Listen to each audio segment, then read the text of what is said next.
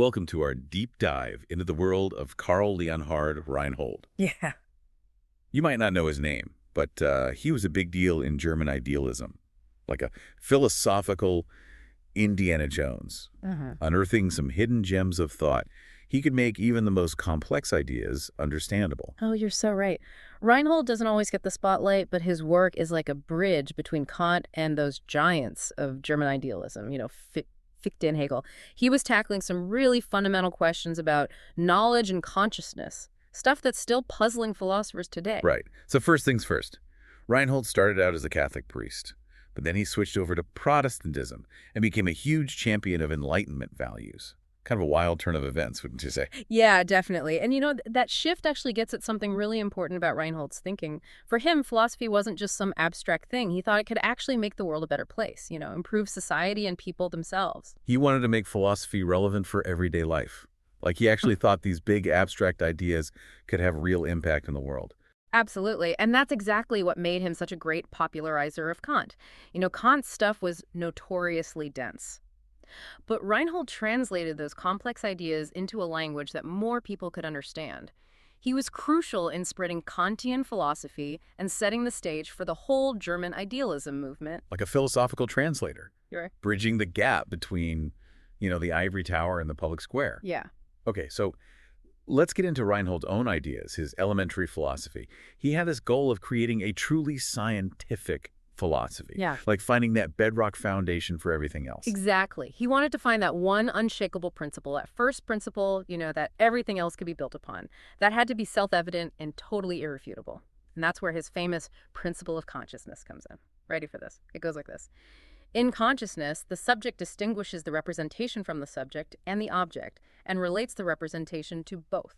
Whoa, okay, yeah, that's a bit of a mouthful. What's he really trying to say with this principle? Well, he's trying to get at the most basic structure of our experience. He's saying that whenever we're conscious of something, there are three parts. There's the subject, that's us, the one experiencing. There's the object, the thing we're experiencing. And then there's the representation, the way that object shows up in our minds. So it's not just defining these terms, it's about how they all work together when we experience the world. Right. It's a synthetic principle, not just a definition, but a description of what's actually happening in our consciousness. Reinhold's saying our minds aren't just passively absorbing information, they're actively creating our experience by connecting subject, object, and representation. So this principle of consciousness, that's his cornerstone, right? That's the foundation for his whole philosophical system. Like he's saying, if we can understand this basic act of consciousness, then we can unlock all the other mysteries about knowledge and reality. And he really went for it. He tried to use this principle to figure out all these other Kantian concepts like space-time and the categories of understanding. It's an incredibly ambitious project. Like building a huge philosophical cathedral brick by brick, starting with that one foundational principle. Did it work? Did he manage to create that big unified system? Well, that's where things get even more interesting. It was groundbreaking and really influential, but not everyone was convinced. Some philosophers started pointing out problems like cracks in the foundation, questioning whether those derived concepts were really connected to his principle of consciousness. So even the most well-built philosophical systems can have weaknesses. It's like finding a structural flaw in that perfect cathedral. How did Reinhold respond to those criticisms? Did he just stick to his guns with his elementary philosophy, or did he change course? Well, that's what we'll get into next. Reinhold's response to those criticisms shows how intellectually honest he was and how willing he was to keep refining his thinking. He didn't cling to his initial system. Instead, he went on a really fascinating intellectual journey, exploring different philosophical views and pushing the limits of his own understanding. That's when things get really interesting. He didn't see those criticisms as a setback, He used them to explore further. He's like a philosophical Indiana Jones, always on the hunt for deeper truths, even if it means going into uncharted territory. So where does his journey take him next? Who are the other thinkers that caught his attention and shaped his views? That's a story for our next segment, but let me just say, this Reinhold's journey takes him through some of the most fertile intellectual landscapes of his time, and his encounters with other brilliant minds lead to some real surprises. Get ready, because we're diving even deeper into the fascinating world of Karl Leonhard Reinhold. All right, so we left off with Reinhold facing some pretty tough criticism about his elementary philosophy, especially about how he derived other concepts from his principle of consciousness. And you mentioned he didn't just dig in his heels, but that he really took on the challenge. So what happened next? You got it. He was super open to new ideas. And one of the first people that really caught his eye was Johann Gottlieb Fichte, another big name in German idealism. Ah, Fichte. Yeah, he had his own kind of idealism, right? Right. So what was it about Fichte's work that drew Reinhold in? Well, Fichte had this really dynamic and you could even say radical way of thinking about the I, the self, Yeah. the subject. Kant saw the I as kind of this static observer of the world. But Fichte argued that the I is always creating itself through its actions, through its engagement with the world. So it's not just passively observing, it's actively shaping reality just by existing. Yeah, exactly.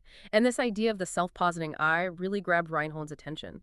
He started to see the limits of his own system, which relied on a more static understanding of the subject. Maybe consciousness wasn't just about relating subject, object, and representation. Maybe it was about this dynamic process of the I constantly creating and recreating itself. It's like he's moving from a snapshot to a film. The eye is the director, the writer, and the star all in one. I like that analogy. And this whole fascination with Fichte really changed how Reinhold thought. He started to explore this idea of the I as the ultimate ground of knowledge and reality. But wait a minute, there's more to the story. It's not just a two-man show between Reinhold and Fichte. There's another guy who enters the scene, Karl Gottlieb Bardili, and his rational realism. So tell us about him and how he fits into Reinhold's journey. Okay, so Bardili, this is where things take another fascinating turn. He was all about what some people call immanent realism, the idea that reality is actually made up of thought itself. So instead of the mind just reflecting in external reality, Bardili saying the mind or thought actually creates reality. That's the main idea. And he was especially interested in thinking qua thinking, understanding thought in its purest form, not connected to the outside world or even a thinking subject. Okay, now we're getting into some pretty deep stuff. Thinking qua thinking. It's like trying to grasp the very essence of thought without all the usual baggage. How did Reinhold react to this? Well, remember, he was already captivated by Fichte's dynamic I. Bardili's focus on pure thought just added another layer to it. It suggested that maybe there's this realm of pure thought before anything else, before even the self-positing I. So he's peeling back the layers of the onion, going even deeper than the individual I to find the ultimate source of thought and reality. Exactly. And while Reinhold didn't completely buy into Bardili's whole system, he was definitely interested in this idea of pure thought. It kind of planted the seed for his later work on the philosophy of language. So we're seeing Reinhold go through these different phases. First, he's grounding philosophy in this fixed principle of consciousness. Then he's exploring the dynamic I with Fichte. And now he's diving into this world of pure thought with Bardili. He's constantly searching, refining, and pushing his thinking further. That's a great observation. And all of this leads him to what many consider his most important contribution to philosophy, his linguistic turn. Okay, so this is where it gets real. This linguistic turn, this is where Reinhold's ideas start to foreshadow some of the big movements in 20th century philosophy. So what exactly is this linguistic turn? How did he come to see language as so central to philosophy? Well, it's kind of the culmination of all those earlier explorations. He begins to realize that language isn't just a tool for expressing our thoughts. It's totally intertwined with the way we think. He argues that the way language is structured actually shapes our understanding of reality, and that a lot of philosophical problems come from ambiguities and inconsistencies in language itself. So language is both how we think and the potential source of philosophical confusion. That's it. And this realization leads Reinhold to this really ambitious project, creating a system of synonymic. Synonymic, that's not a word you hear every day. What was he trying to do with that? Basically, he imagined a super precise language, a language where every word only had one clear meaning. He thought that by getting rid of all the ambiguities in natural language, we could solve philosophical disagreements and understand reality better. Like he's trying to create a philosophical Esperanto, a universal language of thought, to go beyond the limits of how we normally speak and think. It's a great comparison. And this project, even though it wasn't really finished, represents a huge shift in the history of philosophy. Reinhold was one of the first to see how important language is in shaping our understanding of the world. It's like he's setting the stage for thinkers like Wittgenstein and Frege, who would also wrestle with the connections between language, thought, and reality. But even with those insights, I bet Reinhold's synonymic project wasn't without its problems. What were some of the challenges in trying to create this perfect language? Well, the biggest challenge is probably just how complex language is. Natural languages are always changing, adapting to new situations, expressing all sorts of human experiences. Trying to pin down one fixed meaning for every word, that's a pretty tough job. It's like trying to capture a river in a photograph. You can get a glimpse, but you miss the movement, the constant change. Right. And then there's the question of how do you justify those fixed meanings? Who decides what a word really means? Reinhold doesn't really give us a method for finding those absolute definitions. So it's kind of like saying you're the ultimate dictionary maker without explaining how you came up with your definitions. Exactly. And then there's this deeper philosophical question. Could a perfectly precise language actually capture the richness and complexity of human thought and experience? Even if you get rid of all the ambiguity, wouldn't you also lose some of the nuance and the creative possibilities of language? That's interesting. It's like asking if a perfectly logical world would also be an interesting world. Would we give up some of the beauty and depth of expression for absolute clarity? That's a question Reinhold leaves for us to think about. But even if his synonymic project never really came to fruition, it shows how ambitious he was and how much he understood the importance of language for philosophy. So while Reinhold might not have created that ultimate philosophical language, he definitely opened up a new way of looking at things, a new way of understanding how our words, our thoughts, and the world around us are all connected. It's like he gave us this new toolbox filled with concepts and methods to explore these fundamental questions. Absolutely, and I think that's his lasting legacy. He might not have built that perfect philosophical system, but he gave us all these tools and new perspectives to understand the power and limitations of language, thought, and knowledge. It's a legacy that continues to inspire and challenge philosophers today. Speaking of challenges, I'm curious to hear more about the critiques of Reinhold's overall approach. We've talked about some specific issues, but what were some of the bigger objections people had? Well, one of the main criticisms is about his reliance on a single first principle, whether it's the principle of consciousness or later the idea of pure thought. Critics said it was too reductive, like trying to force the entire complexity of human experience into one neat little framework. Like trying to fit the ocean into a teacup. Yeah. You might capture a little drop, but you miss the vastness, the depth, the way everything's connected. Yeah, exactly. And some people question whether Reinhold really managed to derive all those other concepts from his first principle.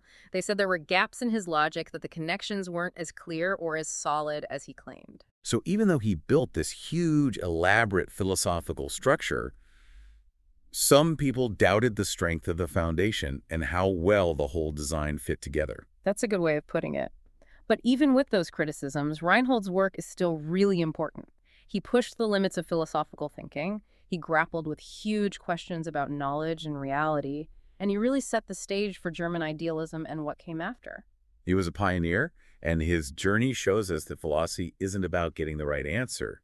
It's about questioning, refining, and expanding how we understand ourselves and the world. It's like he's telling us that the real adventure isn't the destination, it's the journey itself. Well said.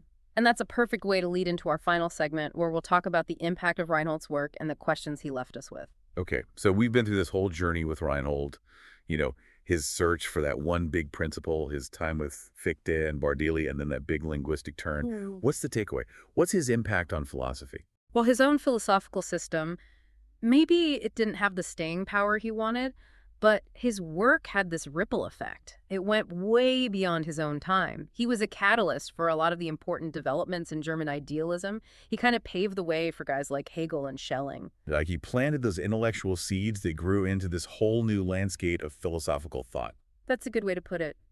Reinhold's focus on consciousness on the I and the role of language, it really laid the groundwork for some of the biggest philosophical debates of the 19th and 20th centuries. So even if his philosophical cathedral had some cracks, he gave the blueprints and the building blocks for the philosophers who came after him. Exactly. And it's not just German idealism.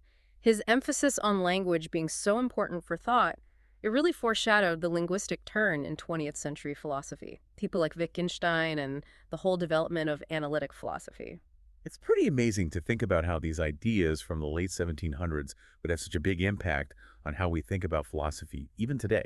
It shows how powerful these fundamental questions are, about consciousness knowledge and the relationship between language and thought.